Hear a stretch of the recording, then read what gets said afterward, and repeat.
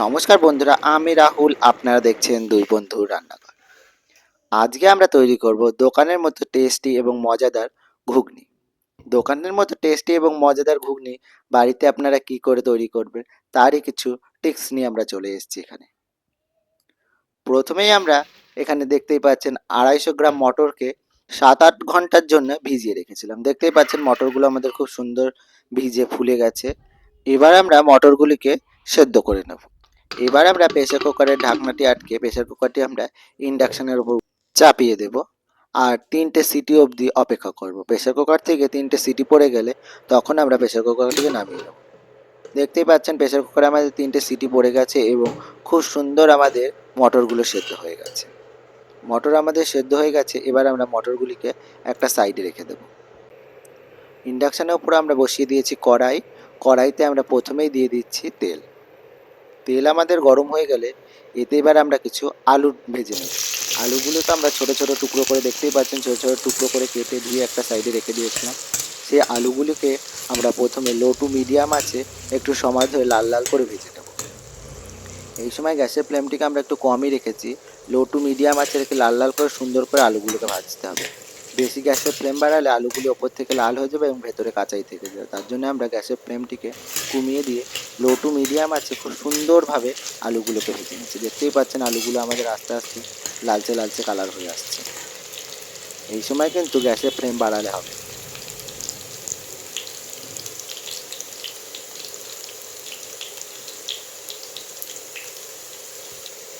আলু আমাদের প্রায় ভাজা হয়ে গেছে। দেখতেই পাচ্ছেন আলুগুলোর কালারও আমাদের চেঞ্জ হয়ে গেছে। কি সুন্দর একটা কালার এসছে, সাদা সাদা নেই, সব আলুগুলোই দুদিক থেকেই কেউ একটু লালচে লালচে কালার হয়ে গেছে এবং নরমও হয়ে গেছে। এবার আমরা আলুগুলোকে নামিয়ে নেব একটি পাত্রে।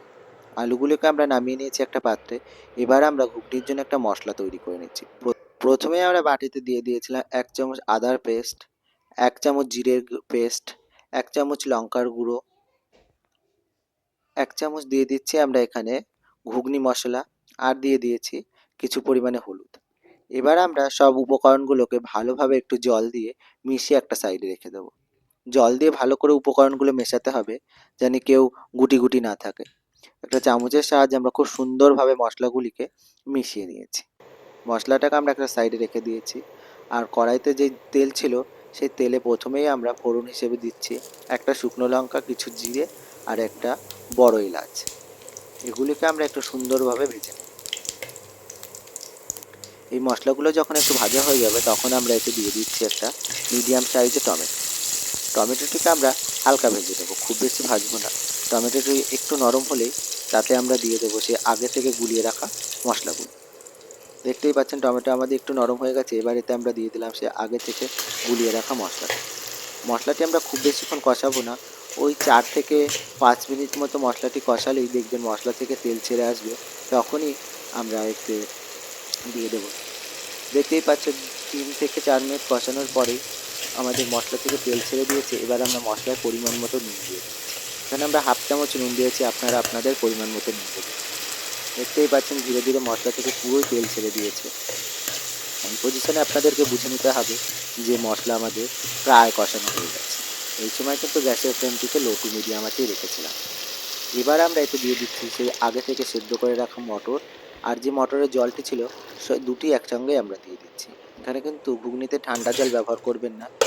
মটর সেদ্ধ করা যে জলটি থাকবে সেটি ব্যবহার করতে পারেন, তা না হলে আপনারা গরম জল ব্যবহার করতে পারেন। কিন্তু ঠান্ডা জল ব্যবহার করবেন না, তাহলে কিন্তু ঘুগনির স্বাদ নষ্ট হয়ে যাবে। এবার আমরা এটিকে একটু গ্যাসের ফ্লেমটিকে বাড়িয়ে দেবো এবং অপেক্ষা করব যতক্ষণ না ঘুগনির এই ঝোলটি ফুটে ওঠে।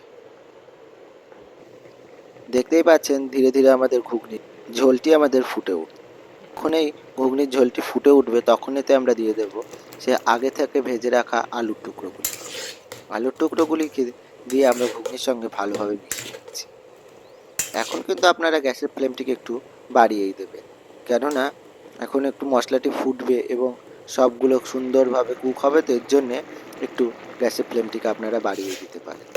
দেখতেই পাচ্ছেন আস্তে আস্তে ঘুগনি আমাদের প্রায় হয়ে এসছে। এবার এতে আমরা দিয়ে দেবো কিছু পরিমাণে ধনেপাতা কুচি।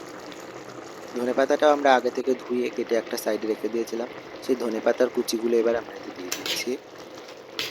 আমাদের ঘুগনির যে ঝোলটি সেটিও দেখতেই পাচ্ছেন একদমই শুকিয়ে এসছে। এবার আমরা এটিকে নামিয়ে নেব।